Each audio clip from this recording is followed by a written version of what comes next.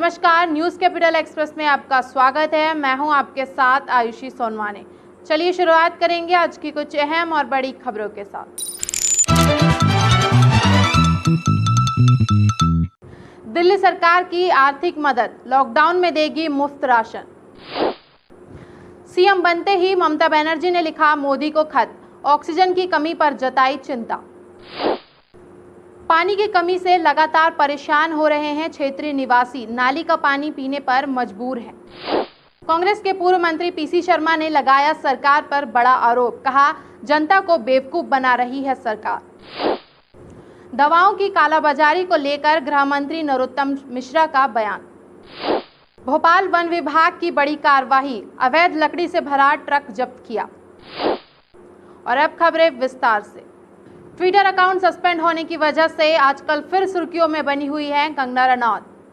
कंगना रनौत इन दिनों Twitter account suspend होने के चलते विवादों में है। एक्ट्रेस ने वेस्ट बंगाल में इलेक्शन के बाद हुई हिंसा पर कई विवादित बयान दिए थे। हिंसक पोस्ट करने पर ट्विटर द्वारा एक्ट्रेस का अकाउंट सस्पेंड कर दिया गया है। इलेक्शन से पहले भी एक्ट्रेस बॉलीवुड के कई सेलेब्स पर भड़काऊ और अपमानजनक कमेंट कर सुर्खियों में आ चुकी हैं। दिल्ली सरकार की आर्थिक मदद, लॉकडाउन में देगी मुफ्त राशन। दिल्ली सरकार ने लॉकडाउन के दौरान 2 माह तक 72 लाख राशन कार्ड धारकों को 2 माह तक मुफ्त राशन और 1.56 लाख ऑटो टैक्सी चालकों को 5-5 हज़ार रुपए का आर्थिक मदद देने की घोषणा की है। दिल्ली के मुख्यमंत्री अरविंद केजरीवाल ने कहा कि दिल्ली सरकार के इस कदम से लॉकडाउन के दौरान आर्थिक तंगी से जूझ रहे गरीब परिवारों और ऑटो टैक्सी चालकों की मदद करने का निर्णय लिया गया है, जिससे उन्हें राहत मिल सके। इन 72 लाख लोगों को अगले 2 महीने के लिए मुफ्त में राशन दिया जाएगा। इसका मतलब आप ये मत निकालिएगा कि लॉकडाउन 2 महीने चलेगा।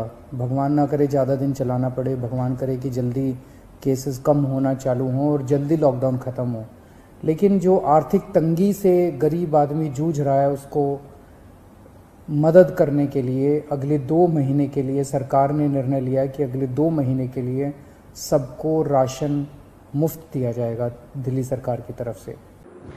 सीएम बनते ही ममता बनर्जी ने लिखा मोदी को खत, ऑक्सीजन की कमी पर जताई चिंता।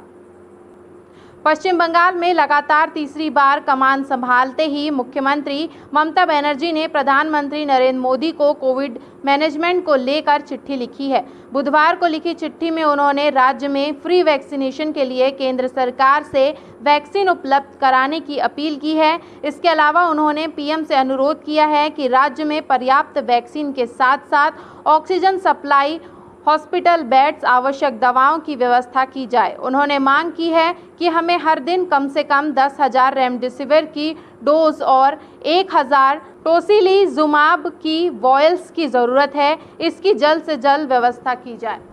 पश्चिम बंगाल में भाजपा कार्यकर्ताओं के साथ हुई हिंसा का जवाब देने के लिए मध्य प्रदेश में भाजपा कार्यकर्ताओं ने धरना किया। पश्चिम बंगाल में तृणमूल कांग्रेस द्वारा भाजपा के कार्यकर्ताओं की हत्या और हिंसा के विरोध में आज भोपाल बीजेपी कार्यालय में धरना प्रदर्शन किया गया। भाजपा वरिष्ठ नेता गृह मंत्री नरोत्तम मिश्रा, भाजपा प्रदेश अध्यक्ष वीडी शर्मा, केंद्रीय मंत्री प्रहलाद पटेल, कृषि मंत्री कमल पटेल, बीजेपी के वरिष्ठ अधिकारी धरने पर बैठे हो। बंगाल में बीजेपी के कार्यकर्ताओं हिंसा पर ममता बनर्जी के खिलाफ धरना प्रदर्शन किया और नारेबाजी भी की।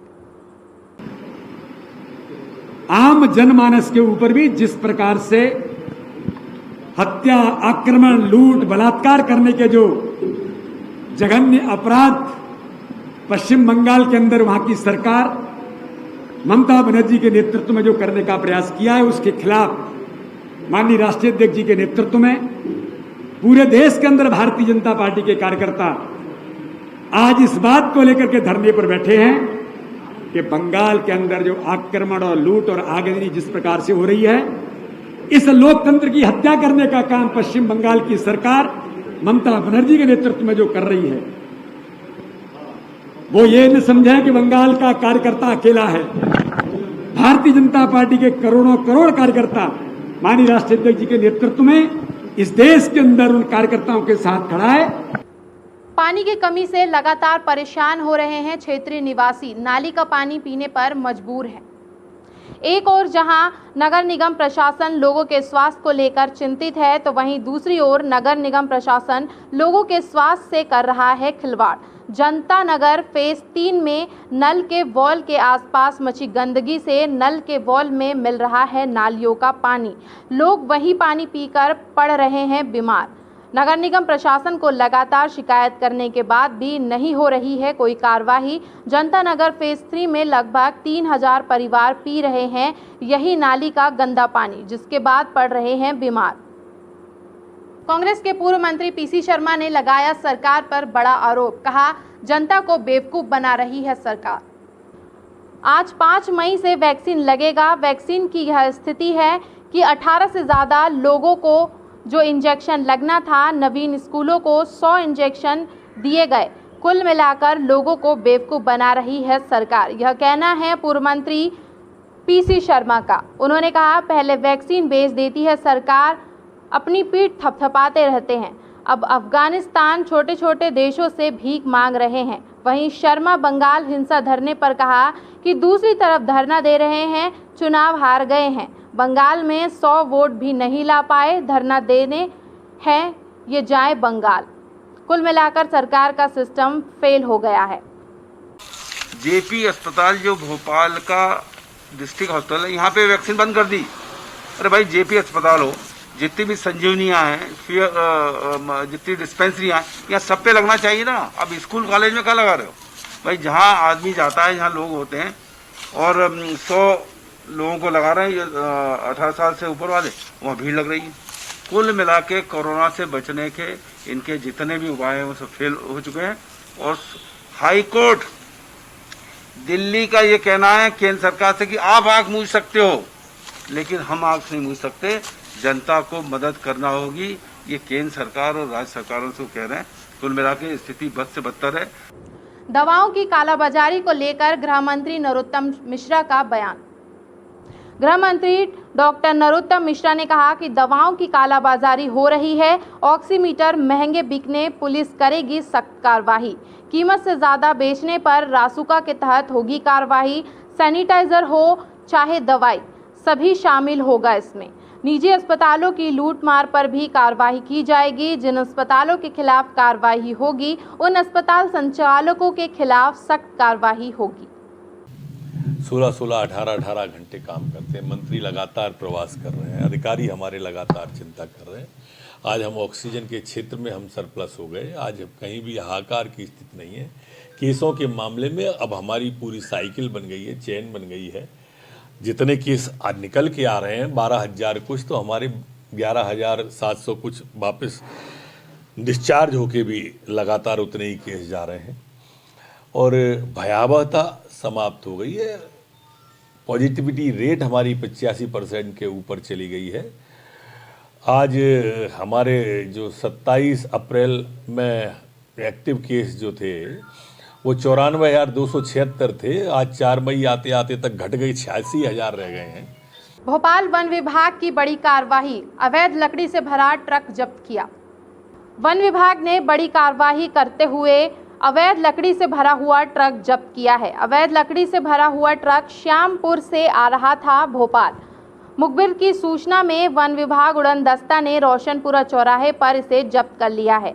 बिना अनुमति आ रही थी आयशर ट्रक में भरकर श्यामपुर से भोपाल अवैध लकड़ियां। ब्रेक फेल होने से अनियंत्रित हुआ रोशनपुरा चौराहे पर लकड़ी से भरा ट्रक। ड्राइवर ने ट्रक खराब होने के बाद तुरंत लकड़ी भरने के लिए बुलाया मौके पर दूसरा ट्रक। वन विभाग उड़नदस्ते की टीम को देख लकड़ी से भरा ट्रक छोड़कर भागा ड्राइवर। आपसी विवाद के चलते पति ने किया पत्नी पर चाकू से वार। जबलपुर के ओमती थाना अंतर्गत घंटा घर के पास रहने वाले मोहम्मद इब्राहिम ने अपनी पत्नी राबिया और किराएदार शकील की चाकू मारकर हत्या कर दी है। देर रात हुई इस वारदात के बाद पूरे क्षेत्र में तनाव का माहौल बना हुआ है। ओमती थाना क्षेत्र के पास घंटा घर के पास रहने वाले मोहम्मद इब्राहिम का देर रात को अपनी पत्नी राबिया के साथ किसी बात को लेकर विवाद हुआ था। इस दौरान वह गुस्से में घर के बाहर निकला और सामने खड़े किराएदार शकील के पेट में भी चाकू मारकर उसे बुरी तरह से घायल कर दिया। फिलहाल पुलिस मौके पर पहुंचकर मामले की जांच कर रही है। कुछ मामला नहीं, शकील जो रहा हमारे यहाँ घोड़े पालता था, घोड़े पले रहे, वो हमको किराया देता था, उसमें हम अपना घर चलाते थे। आदमी नहीं है हमारा, और ये लड़की और ये दामाद हमारे पास ही रहता था। इसकी 3 बच्ची हैं छोटी छोटी। उसके बाद मैं ये आज पता नहीं क्या हुआ, खाना खाया अंदर, खाना खाने बाद लड़की से बहस करा, बहस करके बाहर निकला, शकील खड़ा रहा अपनी बग्घी के पास, वहाँ निकल के एकदम शकील के पहले पेट में चाकू मारा, वो भागा मोहल्ले साइड, और लड़की जैसे ही अंदर से बाहर आई है दौड़ के, तो लड़की की छाती पे चाकू मार दिया इधर पे। चिकित्सा शिक्षा मंत्री विश्वास सारंग ने किया कोविड-19 सहायता केंद्र का निरीक्षण। चिकित्सा शिक्षा मंत्री विश्वास सारंग ने कोविड-19 सहायता केंद्र का निरीक्षण किया। कलेक्टर अविनाश लावण्या और नगर निगम कमिश्नर KVS चौधरी मौजूद रहे। मंत्री सारंग ने सहायता केंद्र पर पहुंचकर मरीजों से बातचीत की तथा उनका हाल चाल भी जाना। विगत 1 हफ्ते 10 दिन से भोपाल की पॉजिटिविटी रेट में लगातार गिरावट आई है, और उसमें बहुत बड़ा कारण ये कोविड सहायता केंद्र भी है, क्योंकि लगभग 5 से 7 हज़ार लोगों को हमने यहाँ से मेडिकल किट उपलब्ध कराए हैं जिनको लक्षण थे। तो ये निश्चित रूप से जब जिनको लक्षण है, हो सकता है उनको कोविड रहा हो, पर जो प्राथमिक उपचार के बाद वो घर पे ही ठीक हुए हैं। इसमें शासन की जो गाइडलाइन है वो बिल्कुल स्पष्ट है कि कोई भी हॉस्पिटल पूर्व में जो रेट ले रहा था कोविड से पहले, उसके 140% से ज़्यादा के रेट्स वो लोग नहीं चार्ज कर पाएंगे। इस बीच में अभी सर नए भी हॉस्पिटल्स आ गए कोविड में, जैसे रातीगढ़ का एक। देखिए, जो नए हॉस्पिटल्स आए हैं वे सब हॉस्पिटल्स भी पहले से संचालित ज़रूर थे, केवल उन्होंने कोविड की सर्विसेज अलग से ऐड की हैं। तो क्योंकि वो पूर्व में संचालित थे, तो उनकी जो पूर्व की दरें हैं उसके आधार पर ही हम इसका मूल्यांकन कर सकते हैं। इस बुलेटिन में फिलहाल इतना ही। आगे की खबरों के लिए बने रहिए हमारे साथ और मुझे दीजिए इजाज़त। नमस्कार।